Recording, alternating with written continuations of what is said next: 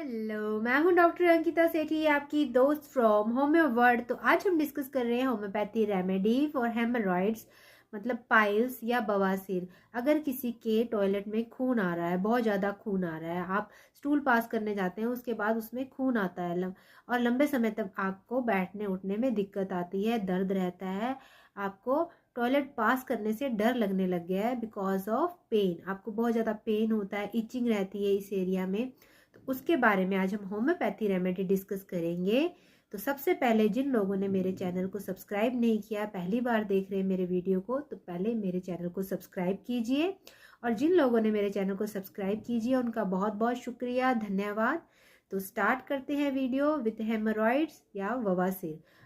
देखा जाता है कि ओल्ड एज में लोगों को बवासीर की प्रॉब्लम हो जाती है, आजकल तो यंग वंस में भी हो रहा है। तो क्या होता है रीज़न इसका? सेडेंट्री लाइफस्टाइल, आप लगातार बैठे रहते हैं, उसकी वजह से आपको पाइल्स की दिक्कत हो जाती है, बवासीर की दिक्कत हो जाती है। फ्लेगमेटिक हैबिट्स हैं आपकी, बैठे रहते हैं, उठते नहीं हैं, लगातार आप फिजिकल वर्क नहीं करते हैं, इवन मेंटली भी ओल्ड एज में तो मेंटली वर्क भी नहीं होता, जिसकी वजह से पेशेंट को पाइल्स की प्रॉब्लम हो जाती है। नसें फूल जाती हैं और नीली नीली नसें दिखती हैं। आप देखेंगे पेशेंट को ऐसे लगता है जैसे बहुत सारे मस्से उसके अंदर एनल रीजन में चुभ रहे हैं, उसको ऐसी सेंसेशन आती है। और बहुत सारे मस्से एक साथ हो भी जाते हैं, जिसकी वजह से पेशेंट को बहुत ज़्यादा चुभन होती है, दर्द होता है, तीखापन लगता है, इवन उसको इचिंग बहुत ज़्यादा होती है उस एरिया में। पेशेंट स्टूल पास करने जाता है, टॉयलेट पास करने जाता है, तो उसके बाद उसको बहुत सारा खून आता है, ब्लीडिंग होती है बहुत ज़्यादा, जिसकी वजह से पेशेंट को बहुत ज़्यादा कमजोरी महसूस होती है, शरीर में उठने बैठने में दिक्कत रहती है, घंटों पेन रहता है, बहुत ज़्यादा खुजली होती है, इचिंग होती है उस एरिया में। उस टाइम आप होम्योपैथी रेमेडी एलॉय सोकोट्रीना यूज़ करेंगे। एलॉय सोकोट्रीना आप 200 में यूज़ कीजिए इस मेडिसिन को, इसके बहुत अच्छे रिजल्ट हैं।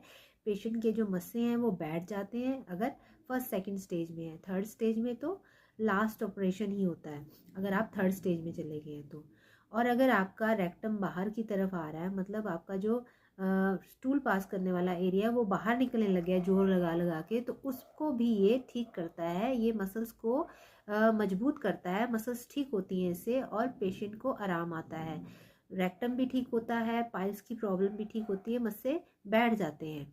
तो यूज़ कीजिए इस मेडिसिन को, एलॉय सोकोट्रीना 200 में, दूसरी बार आपको बता रही हूँ इस मेडिसिन का नाम। So use this medicine. Thank you for watching, please like and subscribe my video. धन्यवाद मेरे वीडियोज़ को लाइक करने के लिए और सब्सक्राइब करने के लिए, धन्यवाद।